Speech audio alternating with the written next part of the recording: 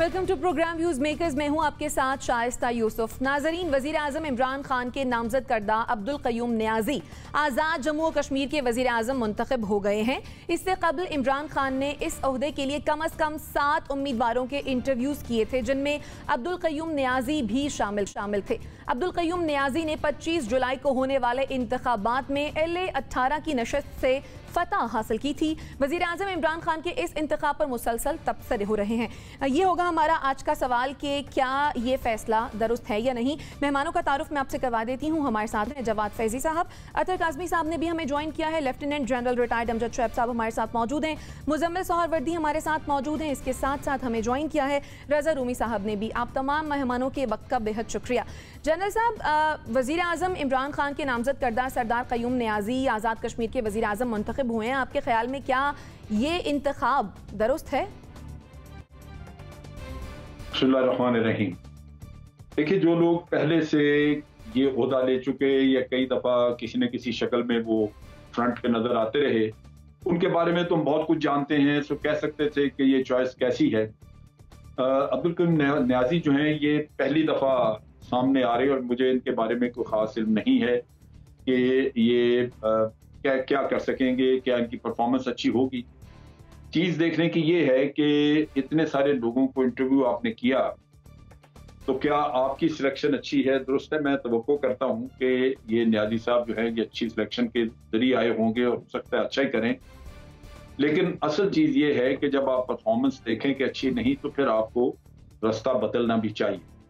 जिस आदमी को आप पहली दफ़ा ट्राई कर रहे हैं, उसका चूंकि पहले से आपके पास कोई रिकॉर्ड मौजूद नहीं है, सिर्फ इंटरव्यू की बुनियाद पे आप कर रहे हैं, तो इसका मतलब यह है कि वो अच्छी परफॉर्मेंस भी दे सकता है तो बुरी भी दे सकता है। लेकिन बुरी परफॉर्मेंस वाले के साथ कंटिन्यू करते रहना, चलते जाना, वो कोई मुनासिब बात नहीं। अगर साल बाद, 1.5 साल, 2 साल बाद भी अगर देखा जाए कि इनकी परफॉर्मेंस अच्छी नहीं है, तो उनको हटा के किसी और को लगाना चाहिए। लेकिन बारसूरत ये एक, मैं समझता हूँ कि वजीर आजम का अपना फैसला है, जिसके बारे में सवाए इसके कि उनका इख्तियार था, उन्होंने फैसला किया और मेरा नहीं ख्याल कि कोई राय दी जा सकती। ठीक हो गया। मुजम्मिल सोहरवर्दी साहब, पहले हम सुन रहे थे कि जो मोस्ट फेवरेट थे वो सरदार तनवीर इलियास और बैरिस्टर सुल्तान महमूद नजर आ रहे थे, लेकिन अचानक से क़य्यूम नियाज़ी साहब का इंतखाब हो गया। आप क्या कहेंगे इस इंतखाब पर? 2 दिन पहले भी आपने अपने प्रोग्राम में ये सवाल रखा था, तो मैंने कहा था किसी डार्क हॉर्स को के आने के बहुत ज़्यादा चांसेस हैं और ये इमरान खान साहब का ख़ास रहा है। आप देखें, पंजाब में भी वो उस्मान बुज़दार को लेके आए, उधर KP में महमूद खान को लेके आए, तो अब भी उनसे यही तवक्को की जा रही थी कि वो किसी डार्क हॉर्स को लाएंगे। बाकी ये इत्तफाकिया बातें हैं या रूहानियत की बातें हैं कि आइन से इमरान खान है, आइन से उस्मान बुज़दार है और आइन से अब्दुल क़य्यूम नियाज़ी है। कुछ कह रहे हैं 15 और 18 के हिस्से का बहुत कमाल था, इसीलिए अंसर साहब का और अब्दुल क़य्यूम नियाज़ी साहब का out of the way interview हुआ, क्योंकि एक LA-15 से थे, एक LA-18 से थे, तो फिर चॉइस इनमें थी। बहरहाल रूहानियत का भी अपना अमल और दखल है निज़ाम हुकूमत में और हम उसको नज़रअंदाज नहीं कर सकते और बहुत से फैसले जो हैं वो रूहानियत से भी होते हैं और हम इमरान खान साहब को देखते हैं कि उनका सूफीज़म और रूहानियत की तरफ बहुत लगाव है।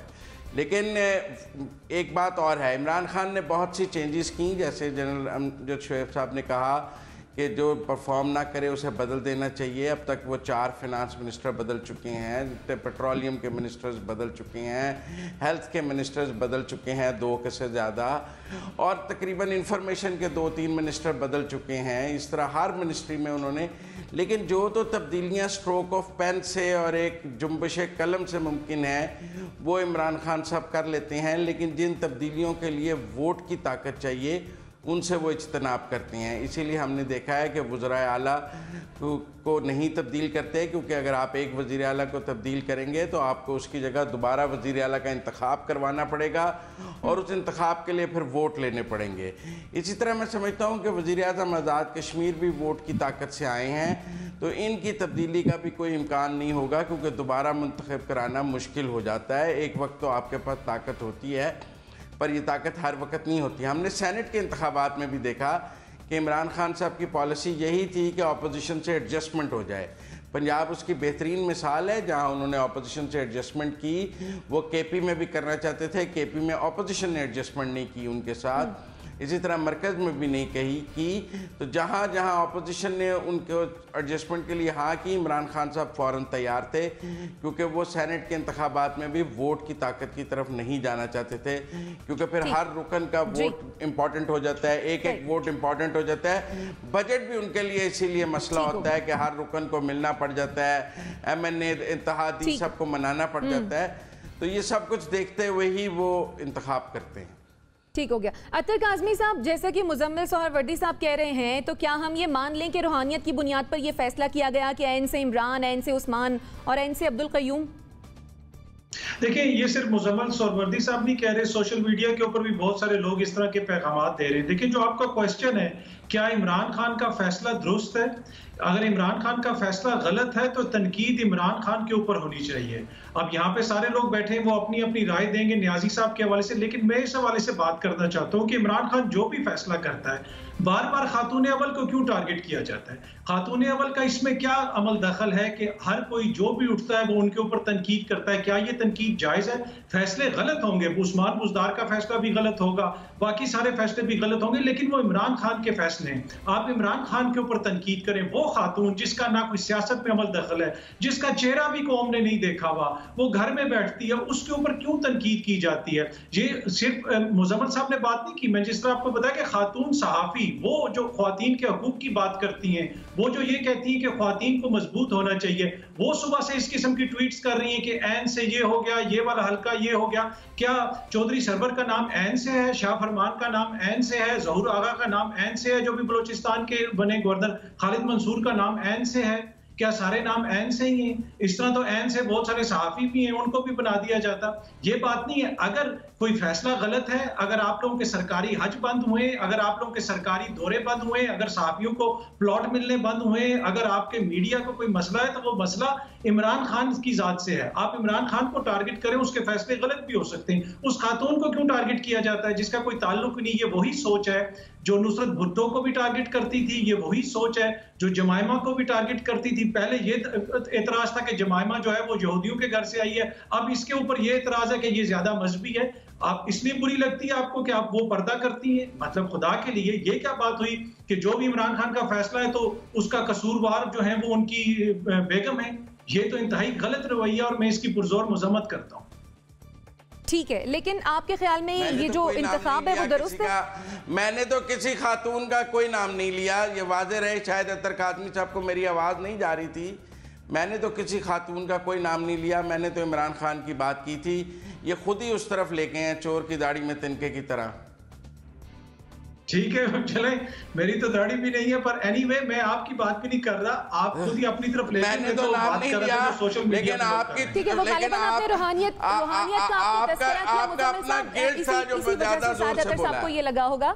ठीक है, आपका पॉइंट आ गया। रज़ा रूमी साहब, आप क्या कहेंगे? मैंने तो नाम नहीं लिया। इनको दोबारा मेरी पूरी गुफ्तगू सुनवा दें। मैंने तो नाम नहीं लिया, लेकिन चूंकि इनके गिल्ट होगा, इनके दिमाग में खुद ही फोकस हुआ होगा, फंसा होगा, तो ये कह रहे हैं। ठीक है, आपका पॉइंट आ गया। रज़ा रूमी साहब, क्या कहेंगे आप इस इंतखाब पर? देखिए, मेरे ख्याल से एक लिहाज से तो ये बहुत अच्छा इंतखाब है, क्योंकि जो पहले नाम आ रहे थे, बैरिस्टर सुल्तान को भी आजमा चुकी है आज़ाद कश्मीर के लोग, पहले भी वो रहे हैं वज़ीर आज़म के ओहदे पर, और जो दूसरे साहब सरदार तनवीर हैं, वो भी बहुत बड़े सरमायाकार हैं, और उनके हवाले से तो बहुत ख़बरें आ रही थी, कुछ सच्ची कुछ झूठी, कि वो अपनी दौलत के सहारे जो है ये ओहदा हासिल करना चाहते हैं। तो अगर इमरान खान ने उनको रद्द किया है, इन दोनों की लड़ाई से बचे हैं, तो ये अच्छा तीसरा ऑप्शन ढूंढ लिया है। और हमें उम्मीद करनी चाहिए कि दीगर भी जो आला पब्लिक ओहदे होते हैं, उसके ऊपर ATM कार्ड्स और सरमाए की जो ताकत होती है वो ना इस्तेमाल हो।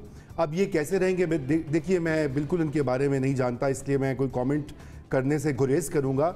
मैं सिर्फ इतना ही कहूँगा कि अगर खान साहब को यकीन है कि वो अच्छे तरीके से चला सकेंगे, तो ये बहुत अच्छा इंतखाब है। मगर इसके साथ साथ जो पहले बातें हुई हैं, इमरान खान साहब का एक मॉडल भी अब बन चुका है गवर्नेंस के एतबार से, वो सूबों में भी और दीगर जगहों के ऊपर भी वो इस तरह के, पंजाब जो सबसे बड़ा और अहम सूबा है, वहाँ पे उन्होंने एक बहुत गैर मारूफ मकामी सियासतदान का इंतखाब किया CM के ओहदे के लिए।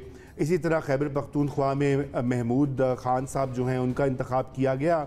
अब उनकी कारकर्दगी पे तो एक ओपन क्वेश्चन है, लेकिन मैं ये भी ऐड करना चाहूँगा कि महमूद साहब का नाम ऐन से स्टार्ट नहीं होता, इसलिए ये ऐन वाली थ्योरी जो है ये मुकम्मल तौर पे ठीक नहीं है।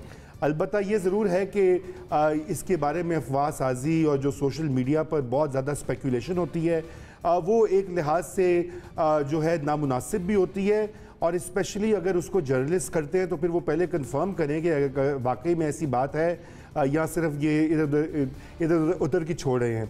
तीसरी जो मैं इसमें एक अहम बात करना चाहता हूँ कि देखिए, आज़ाद जम्मू और कश्मीर तो जनरली तो वो इस्लामाबाद के साथ ही चलता है, और अभी भी यही हुआ है। इन जो हमने देखा हालिया जो हुए हैं इंतखाबी अमल पूरा हुआ है, लेकिन इस वक्त जो कश्मीर की सूरत हाल है अमूमी तौर के ऊपर, उसमें हमें इस तरह के एक वज़ीर-ए-आज़म की और वहाँ पे एक लीडर की ज़रूरत होगी, क्योंकि आगे एक पूरा मुकदमा है कश्मीर का जो कि पाकिस्तान लड़ने की कोशिश कर रहा है, और उसके लिए एक बहुत ज़ोरदार किस्म की एडवोकेसी भी करनी होगी और साबित भी करना होगा कि पाकिस्तानी के ज़ेरे इंतज़ाम आज़ाद कश्मीर जो है वो बहुत अच्छे तरीके से लोगों के हकूक़ और उनका ख्याल भी कर रहा है, और ताकि ये हम दुनिया को और आलमी बरादरी को बता भी सकें कि जो कुछ इंडिया कर रहा है उन मज़ालिम और जो इंसानी हकूक़ की ख़िलाफ़ वर्जियाँ हैं उसके ख़िलाफ़ वो पाकिस्तान का जो मॉडल है वो उसी के ऊपर उसको देखें, और ये उनके लिए एक बहुत बड़ा चैलेंज होगा वज़ीर-ए-आज़म जो नए आए हैं और हमारी गवर्नमेंट के लिए भी ऑफ कोर्स। बस इतना ही कमेंट है मेरा।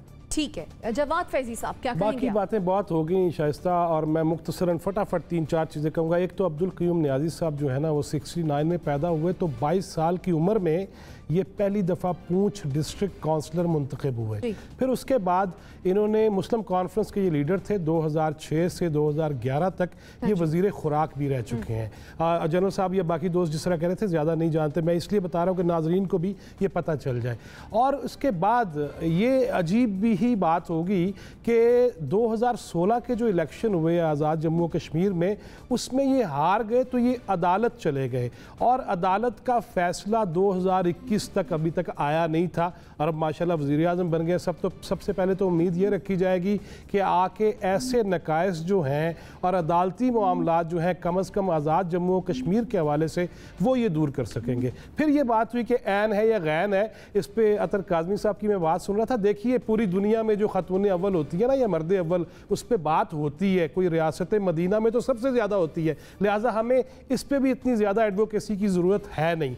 तीसरी बात जो मैं करना चाहूँगा ना वो ये करना चाहूँगा कि अब चूँकि 2 न्याजी इकट्ठे हो गए हैं, और मुझे यकीन है जिस तरह रूमी साहब ये कह रहे थे कि मकबूजा कश्मीर के मामलात को भी देखेंगे और उन आवाज़ों को भी देखेंगे जो आज़ाद कश्मीर में लगने लग गई हैं। थर्ड ऑप्शन का खुद हमने शुरली और पटाखा जो छोड़ा है उसको भी देखेंगे, और मेरा ख्याल है 2 न्याजी मिल के जनरल न्याजी का बदला ज़रूर लेने की कोशिश करेंगे। ठीक हो गया, ठीक हो गया, आपका पॉइंट आ गया, और नया चेहरा सामने आए हैं, और अब देखना यह है कि ये इंतखाब दुरुस्त साबित होगा या गलत, इसका फैसला तो आने वाला वक्त ही बताएगा। यहाँ पर वक्त हुआ है ब्रेक का, ब्रेक से वापस आते हैं और फिर अगले सेगमेंट की जाने बढ़ते हैं।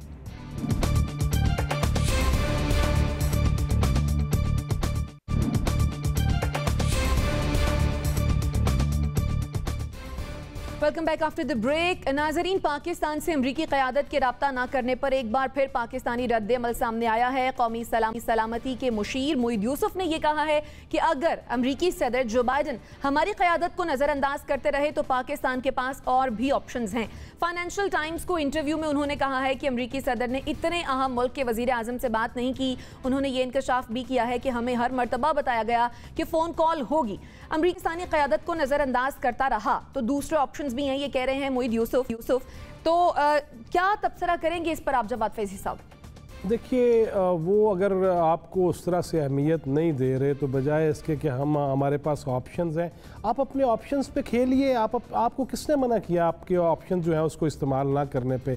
लेकिन हम ये सुबकी है बेसिकली, बार बार इसका एतराफ़ करना कि सानू फ़ोन नहीं किया। वो भाईजान फ़ोन नहीं आया, या उन्होंने आपको, अगर जो साबका सदर थे उन्होंने आपको एक्स्ट्रा ऑर्डिनरी थोड़े से मिनट्स दे दिए थे तो उस पर आप बगलें बजा रहे थे। अब अगर नहीं दे रहे वो टाइम, तो उसमें क्या इशू क्या है? और उसका इशू को सबका पता है कि आप अफ़गानिस्तान के हवाले से जिस तरह बुलंदो बांग दावे करते हैं, जिस तरह तेज़ी के साथ गुफ्तगू करते हैं, जिस तरह आप पिछाड़ रहे थे, उसके बाद वो आपको क्यों फ़ोन करेंगे? आपको कम अज़ कम डिप्लोमेसी का जो मुजाहरा करना चाहिए था, आपको जिस अंदाज में चलना चाहिए था, वो एकदम हमारे अंदर बब्बर शेर आ जाता है और एकदम से हम वो गुफ्तगू करना शुरू कर देते हैं जिसको हमें सोच समझ के करना चाहिए। मैं अपनी दानिश में ये समझता हूँ कि हमें ऐसी गुफ्तगू, हमारी ज़रूरत है अगर वो, तो फिर तो लेट जाते हैं हम भी। हमें एक कॉल पे भी तो हम लेट ही गए थे ना, तो या तो ऐसा कर लें, नहीं तो फिर ये है कि कम अज़ कम अपनी अहमियत को आप अपने तई इतने मजबूत हो जाएं और रीजनल वाइज भी आपकी जितनी अहमियत है, हम ये सुन सुन के थक चुके हैं, लेकिन फिर भी जब जिसका दिल करता है वो हमारी बेइज्जती भी कर देता है, जब दिल करता है वो इल्ज़ाम भी लगा देता है। और क्या पिदी का शोरबा कि हमें अफ़गानिस्तान वाले भी आंखें दिखाने लग जाते हैं। उस सारी सूरत हाल में मैं ये समझता हूँ कि इस गुफ्तगू को इतना ज़्यादा बढ़ाना ही नहीं चाहिए। मेरे नज़दीक ये मेरे मुल्क की सुबकी है, मेरी सुबकी है, और उस पर हमारे ही जो जिम्मेदारान हैं उनको भी इस चीज़ पे इतना ज़्यादा तवज्जो देने की ज़रूरत नहीं है। ठीक, जनरल साहब, ये जो मुईद यूसुफ साहब दूसरे ऑप्शंस का जिक्र कर रहे हैं, आपके ख्याल में ये दूसरे ऑप्शंस कौन से हैं, क्या हो सकते हैं? पहली बात तो ये है कि ये नापुख्ता सफारतकारी है, इस तरह की बातचीत करने की जरूरत नहीं। मिसाल के तौर पे अगर जो बाइडन अब टेलीफोन कर भी दें तो दुनिया में एक बात कही जाएगी कि जी बड़ी मिन्नत समाजत और खुशामद करके कॉल दी गई, तो आपके यहाँ गुर्बत दूर हो जाएगी, आपके यहाँ क्या आपके मसाइल ठीक हो जाएंगे, या खित्ते में जो आपके इंटरेस्ट हैं सिक्योरिटी के वो पूरे हो जाएंगे? वो कुछ भी नहीं हो। हमें पता है कि अमेरिका की पॉलिसी की डायरेक्शन क्या है, उनकी स्ट्रेटेजिक पार्टनरशिप कहाँ पे है, ये हमें बिल्कुल अंदाजा है। हमारे पास ऑप्शन जो भी हैं हमें पता है, लेकिन बासूरत उनका भी ऐलान करने की जरूरत नहीं है। ये आपका एक सॉवरन राइट है कि अगर एक साइड से आपको वो आपके मफादात जो आपके नेशनल सिक्योरिटी से रिलेटेड है वो पूरे नहीं हो रहे, तो ये आपके मुल्क की जरूरत है कि आप दूसरी ऑप्शन आजमाएं। और दूसरी ऑप्शन कुछ हद तक आप ऑलरेडी अवेल कर रहे हैं, बिल्कुल उसको खुल के अवेल कर लें। लेकिन ये कहना कि हमारे पास ऑप्शन है, इसका मतलब ये है कि अगर आप एक कॉल कर देंगे तो फिर हम ऑप्शन अवेल नहीं करेंगे, फिर हम आपके साथ बातचीत कर लेंगे, खुश हो जाएंगे, बड़ी हम घर में ढोल बजाएंगे कि हमें कॉल आ गई। ये गलत है। मैं समझता हूँ इससे मुईद यूसुफ ने ये बड़ी नापुख्ता बातें की हैं जिससे कि शर्मिंदगी ज्यादा हो सकती है कल को अगर कॉल आ भी जाए। तो बेहतर ये होता कि वो ना ऑप्शन का जिक्र करते ना ही कॉल का जिक्र करते। एक रिलेशनशिप है जो कि ट्रांजैक्शनल हमें भी नजर आ रही है, उसको भी आनी चाहिए थी अगर नेशनल सिक्योरिटी एडवाइजर है, तो उस रियलिटी को वहां पे उसकी रियलिटी को सामने रखते हुए बातचीत करनी चाहिए थी। मुझे नजर आता है कि आज स्ट्रेटेजिक पार्टनरशिप उनकी भारत के साथ है, हमारे साथ नहीं है।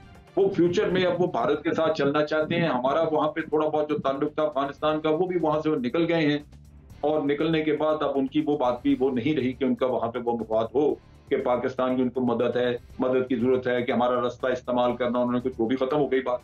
तो इस वजह से ये हकायक जो होते हैं इनको सामने रखते हुए मुंह खोलना चाहिए। अगर आप फालतू बातें या वही घिसी पिटी बात करते रहेंगे तो बिल आखिर आप शर्मिंदगी उठाएंगे। तो मेरे नुक्ता निगाह के मुताबिक इंतहाई गैर जरूरी बात की है, ये नहीं करनी चाहिए।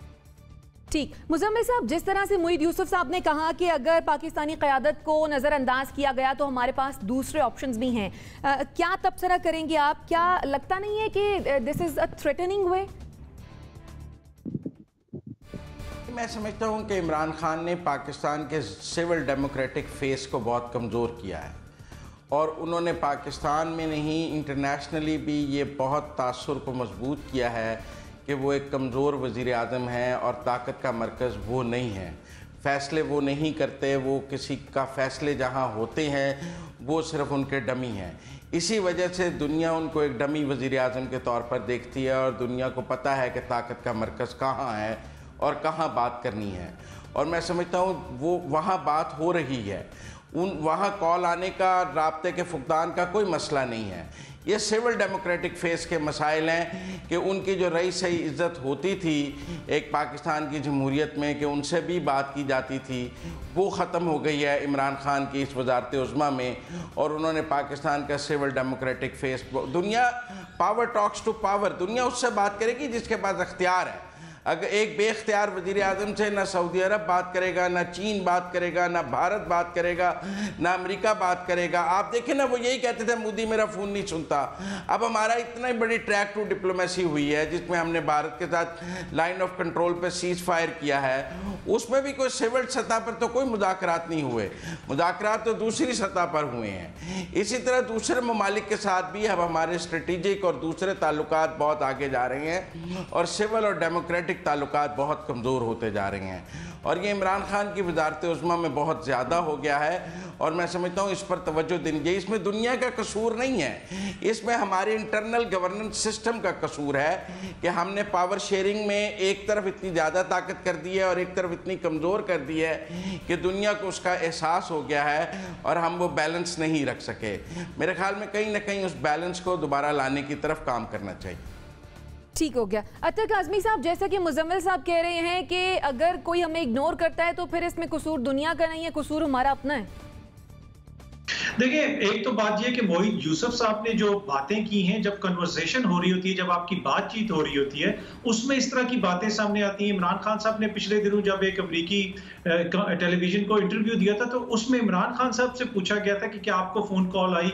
इसी तरह मोहित यूसुफ साहब से पूछा गया कि क्या आपको टेलीफोन कॉल आई या इसका क्या मसला है, अगर अमेरिका ने आपके साथ राब्ते नहीं बढ़ाए तो फिर आप क्या करेंगे, तो वो फिर आगे से जवाब देंगे।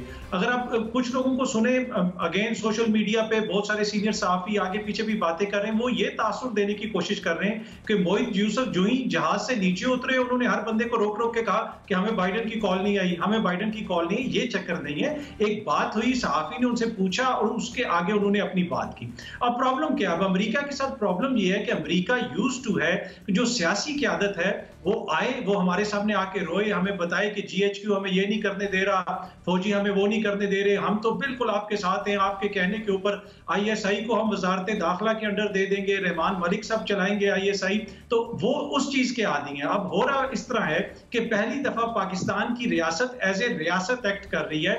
CIA के चीफ भी जब भाग के यहाँ पे आते हैं तो आगे से उनको बताया जाता है कि ये फैसले प्राइम मिनिस्टर हाउस में होंगे, ये हुकूमत करेगी। और जो बंदूक इदारों के कंधों के ऊपर रख के चलाते थे हमारे सियासतदान, हमेशा जिधर भी जाते थे वो अपने इदारों के खिलाफ रोते रहते थे, उन्हें कहते थे जी हम बड़े मजबूर हैं, हमारे इदारे कुछ नहीं करने दे रहे।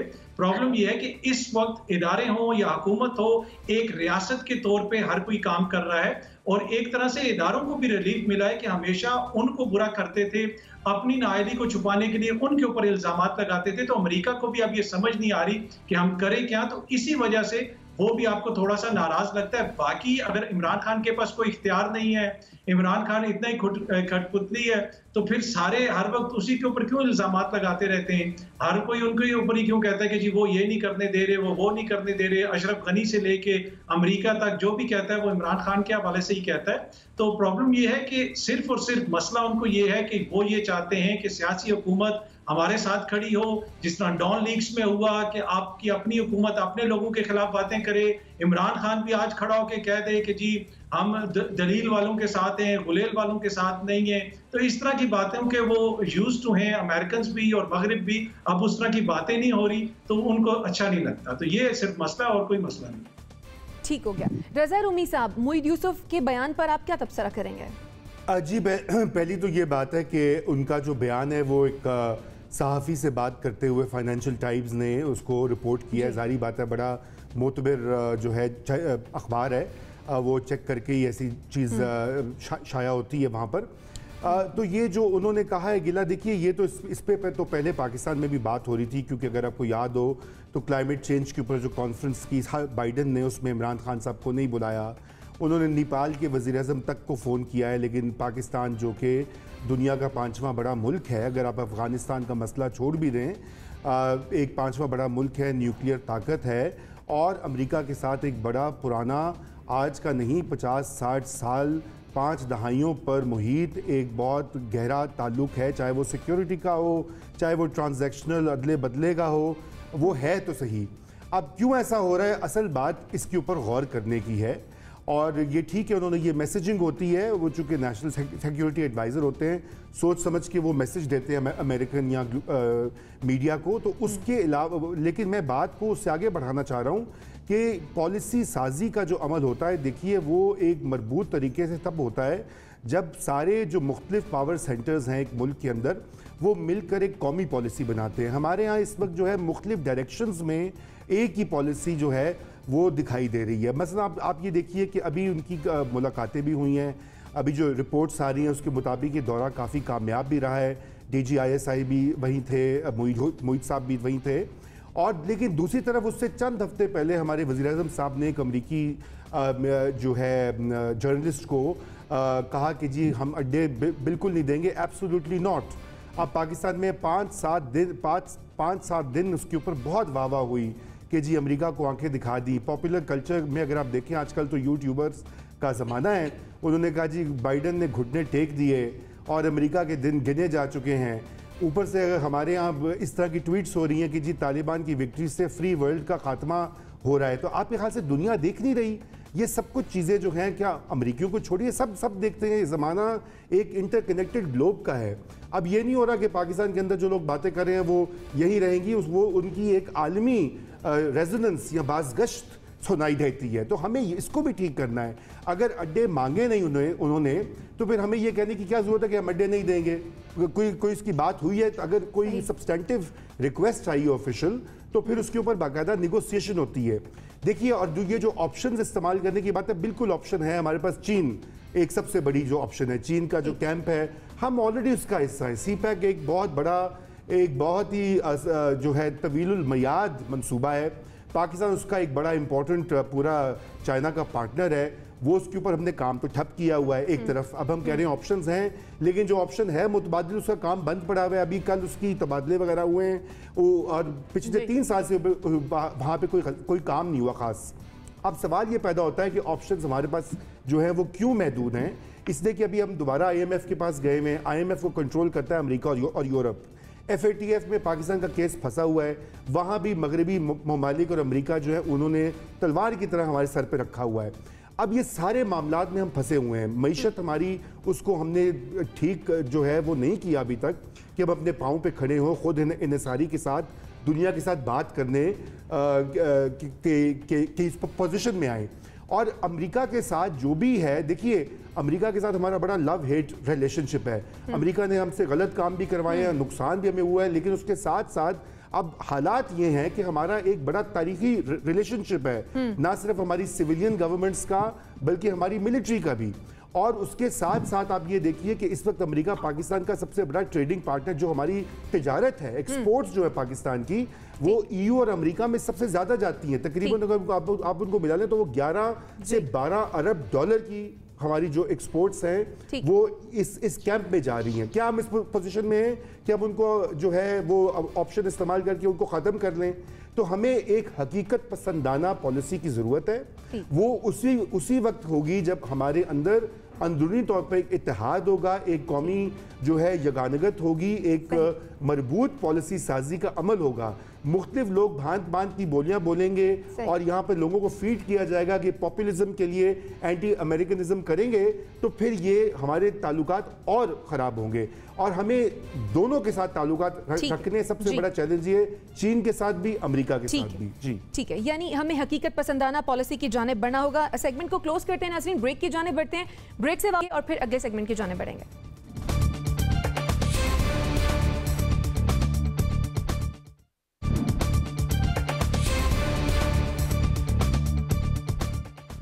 Welcome back after the break. नाजरीन, सियासी पेशगोइयों के लिए मशहूर वफाकी वजीर शेख रशीद ने एक और पेशगोई की है। इस्लामाबाद में मीडिया से गुफ्तगू में उन्होंने ये कहा कि आइंदा आम इंतखाबात से कबल 2 सालों में नैब के करप्शन केसेस के फैसले हो जाएंगे। इंतखाबात से कबल नैब के करप्शन केसेस के ये फैसले हो जाने की जो पेशगोई शेख रशीद साहब ने की है, क्या ये पेशगोई दुरुस्त साबित हो सकती है? मुज़म्मिल सोहरवर्दी साहब, अगर तो फैसले शेख रशीद साहब ने और हुकूमत ने करवाने हैं तो फिर तो बिल्कुल ज़रूर दुरुस्त पेशगोई होगी। और अगर तो हुकूमत ने नहीं करवाने हैं और उसमें वैसे फ़ैसले नहीं होने, जैसे जजों के बाद में बयानात आ जाते हैं, वीडियोज़ आ जाती हैं कि हम पर, क्योंकि इस मुल्क में अगर नैब के रेफरेंस पे एक फ़ैसला बड़ा हुआ है तो उसके ऊपर जितनी बड़ी कंट्रोवर्सी हुई है और जिस तरह जज ने मरते मरते बयान दिया है और जिस तरह उन्होंने कहा है कि मुझे ब्लैकमेल किया गया, अगर तो ब्लैकमेल करके कोई फैसले करवाने की कोशिश की जा रही है और अपने मुखालफिन को नाअहल कराने का कोई ग्रेटर गेम है, जैसे कि अयूब ने एब्डो लगाया और फिर मुशर्रफ ने BA की शर्त रखी ताकि ज़्यादा से ज़्यादा मुखालफिन को गेम से बाहर किया जाए, तो ये पाकिस्तान में कुछ की सियासत में कोई नया रवाज नहीं है कि जब हमारे यहाँ हाइब्रिड निज़ाम हो, आमरीत का निज़ाम हो, तो सियासी मुखालफिन को मंजर से कैसे हटाना है। जिनको वोट की ताकत से ना हटाया जा सके उनको या फांसी के फंदे दिए जाते हैं, नाअहलियत दी जाती है, सज़ाएँ दी जाती हैं, एब्डो दिया जाता है, BA की शर्तें। मुझे आज भी याद है BA की शर्त लगी तो मैं नवाबज़ादा नसरुल्लाह के पास बैठा था जो उस वक़्त मुशर्रफ के खिलाफ तहरीक के सरबराह थे। उन्होंने कहा देखो मैं तो खुद ही आउट हो गया, मैं BA नहीं हूँ। तो इस तरह हमने बहुत से लोगों को तब भी आउट होते देखा है। तो ये हर दौर में किसी ना किसी तरह अपने मुखालफिन को जब आप उन्हें खेल कर ना गिरा सकें और एक फेयर मैच से उनको शिकस्त ना दे सकें तो ऐसे प्लान्स बनाए जाते हैं। लेकिन वो कहते हैं man spouses and God disposable बात है। हमने कई आमरों के ऐसे जो हैं प्लान वो नाकाम होते भी देखे हैं और कामयाब होते भी देखे हैं। तो अब देखते हैं कि इस बार जो हाइब्रिड निज़ाम में मुखालफिन को बाहर करने का जो एक ग्रेटर मंसूबा है उसमें उन्हें किस हद तक कामयाबी होती है। ठीक, जनरल साहब आपके ख्याल में शेख साहब की ये प्रेडिक्शन सही साबित होने जा रही है? जी नहीं, ये शेख साहब की पहले भी खैर जितनी भी पेशीन गोई हैं वो सही साबित नहीं हुई। बात यह है कि जिन्होंने करप्शन की है वो तो कोई इनकार कर ही नहीं सकता। आपको माल टपकता हुआ नजर आ रहा है, हर तरफ बाहर बैठे हैं, दौलतों के अंबार हैं। ये अलग बात है कि बाज लोगों की हमदर्दियां चोरों के साथ होती हैं, वो हैं। लेकिन ये जो निज़ाम है इसमें आप देखिए दो चीजें बड़ी गड़बड़ हुई। एक तो ये कि पब्लिक में एक्सेप्टेबिलिटी, करप्शन लोगों ने तस्लीम कर लिया है कि ये जिंदगी का एक नॉर्मल तरीका है, खुश हो जाते हैं, उस पर बात करना ही नहीं चाहते। फूल भी फेंकते हैं जब कोई करप्ट आदमी जिसके लिए शर्म में डूब मरते थे लोग। मुझे याद है कि बचपन में हमें कहा जाता था कि फलां बंदे की बच्ची का रिश्ता इसलिए नहीं हो रहा कि वो कहते हैं कि इसका वालिद रिश्वत लेता है।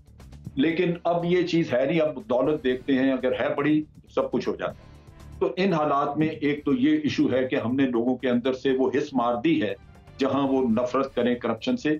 दिल जानता है लेकिन मुंह से हम नहीं करना चाहते क्योंकि हमारे अपने मकासद साथ। दूसरी तरफ बहुत बड़ा इशू ये आ गया है कि करप्शन इतने बड़े पैमाने पे हुई और इतने वाइड स्केल पे, इतने लार्जर स्केल पे हुई है कि पैसा इतना ज्यादा है कि आज करप्ट माफिया रियासत से कहीं ज्यादा मजबूत है, वो फैसला नहीं होने देगी। जिस जगह जज एक आदमी घर में बैठा हुआ है वो कहता है मुझे दे दो जमानत, तो उसको जमानत दे देता है घर में। ये इस तरह जैसे उसके घर जाके फैसले आप कर रहे हैं, ये भी हमने देखा है अदालतों में। तो यहां तो सिस्टम इस तरह चल रहा है कि ये सजा देने वाला सिस्टम नहीं है, ये खराम ख्याली है इनकी। ये 3-3 साल में एक आदमी को मेगा करप्शन वाले एक भी केस में सजा नहीं हो सकती। यूसुफ गिलानी का केस 11 साल से पड़ा हुआ है, राजा परवेज अशरफ का केस जो है वो 9-10 साल से पड़ा हुआ है, डॉक्टर आसिम का केस 7 साल से पड़ा हुआ है, शर्जील मेमन का केस 5-6 साल से पड़ा हुआ है। आप कोई केस उठा के देख ले करप्शन का, नैब शामिल है, नेक्सस है, नैब, अदालत और इन्वेस्टिगेशन वाले अदालत, ये एक नेक्सस बन चुका है। और ये कौम की सबसे बड़ी बदकिस्मती है कि लुटा भी है ये मुल्क, बेतहाशा लुटा है, लेकिन यहां सजा नहीं होगी। मेगा करप्शन वाले को बिल्कुल नहीं होगी क्योंकि वो सब उस आदमी की जेब में जिसकी जेब में पैसा है। उसने इतना कमाया है कि वो उसका 2% भी अगर लगा देता है सिस्टम पे तो सिस्टम उसका ताबे हो गया। आज रियासत कमजोर है।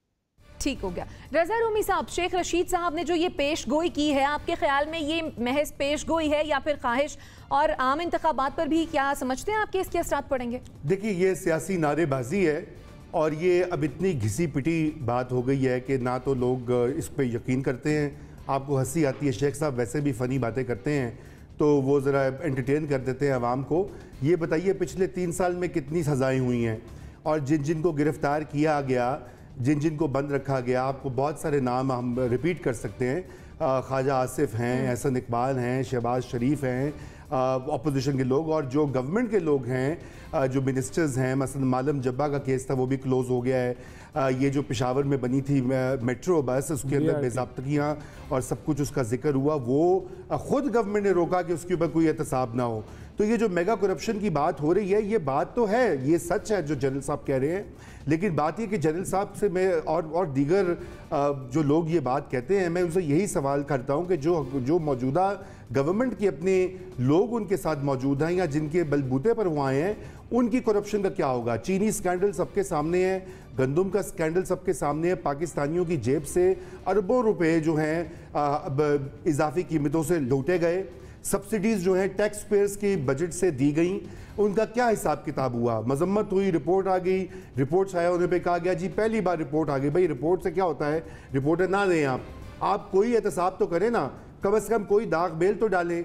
सिर्फ सारा फोकस और स्पॉटलाइट अगर आप अपोजिशन पे करेंगे तो लोग ये बात बिल्कुल करेंगे जो मुजम्मिल साहब कह रहे हैं। अब आइए काम की बात करते हैं।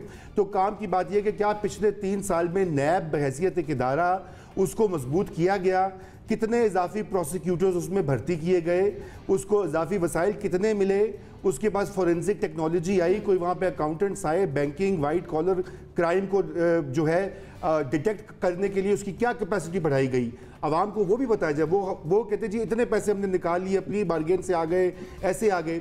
बात यह कि इदारे जब तक आप मजबूत नहीं करेंगे, अगर आप नैब को भी मजबूत कर दें, अदलिया में इस वक्त जजों की किल्लत है, इजाफी जज हायर करें और जो लोअर कोर्ट्स में करप्शन है उसका सद्देबाब करें। नैब कोर्ट्स के जो मसाइल आ रहे हैं, जिस तरह जजों को प्रेशराइज किया जाता है, ब्लैकमेल किया जाता है, यहाँ पैसे लगा दिए जाते हैं, उसका कुलागमा करें।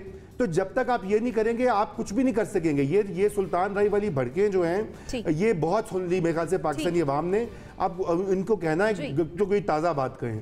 ठीक है अतर काज़मी साहब, जैसा कि जनरल साहब ने भी कहा कि शेख साहब की अक्सर प्रेडिक्शंस जो हैं वो ठीक साबित होती नहीं है, क्या ये पेशगोई सही साबित होगी आपके ख्याल में?